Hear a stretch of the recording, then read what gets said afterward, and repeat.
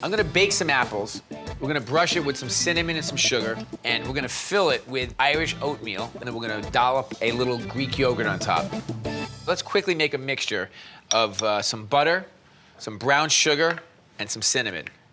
You know exactly what this tastes like, right? It's gonna have that sort of molasses flavor from the brown sugar. It's gonna be nice and rich and buttery from the butter, and a little bit of cinnamon. Apples and cinnamon, I mean, I think they were born together. Just gonna put a pinch of salt, and I think I'm gonna put like a tiny bit of black pepper in there too. And while we're waiting for that to melt, I'm gonna prep my apples. So I'm gonna take the top off the apple, and I'm gonna take the bottom off. The bottom is actually just so it kind of stands up like that. And I'm gonna take a melon baller and just hollow out the middle of the apple. Make sure you get all the seeds out. And the top of the apple, we're gonna save. I'm actually gonna dice that up and put that into the oatmeal. Now I'm gonna brush the brown sugar and the cinnamon and the butter to really kind of flavor the apples. These flavors do not surprise anyone, I'm sure. But I love this technique of baking the apples. I'm gonna just take some apple cider and put it in the bottom of my pan. And we're really kind of braising the apples. You know, it's gonna create steam and the apples are gonna bake. They're gonna get nice and soft and tender. I'm gonna cover it with some aluminum foil. So I have my oven set at 375 degrees for about a half an hour. I'm gonna let those bake. Okay.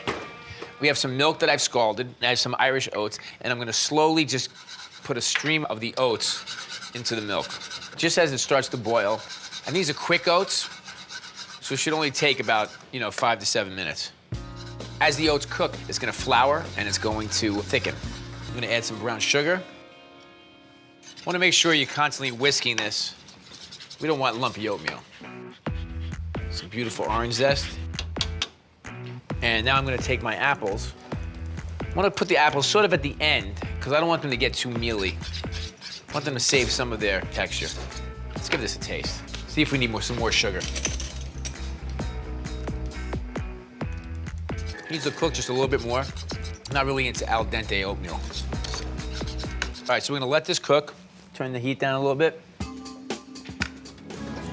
I have the apples baking away in here. Look at that. The apples still have a little integrity to the texture. We don't want them sort of baking away into applesauce. I'm gonna take these out. I'm gonna spill out a little bit of that brown sugar and butter. Just leave a little bit in the bottom. Because remember, we're gonna fill these with our oatmeal. This is such a nice brunch dish, it really is. Very comforting, totally bed and breakfast-like, but in a very sophisticated way. I'm not gonna get rid of these beautiful apple juices that we have on the bottom of this pan, right? Because the cinnamon and the sugar, kind of spilled into there. So we're gonna put these in a pan, and we're gonna reduce this down to almost like a syrup. It's free sauce, because we didn't add anything else to it. We just took it from the bottom of the pan. And then I'll just take a spoon and glaze the apples right before I serve them. Grab a spoon, and we're gonna fill our apples with this oatmeal. A little bit of Greek yogurt. What's the Greek yogurt gonna do? Well, it's gonna give it sort of a creamy finish, of course, and the tanginess will work really nicely against the brown sugar and the cinnamon. We're just gonna glaze the apples right over the yogurt, and there we go.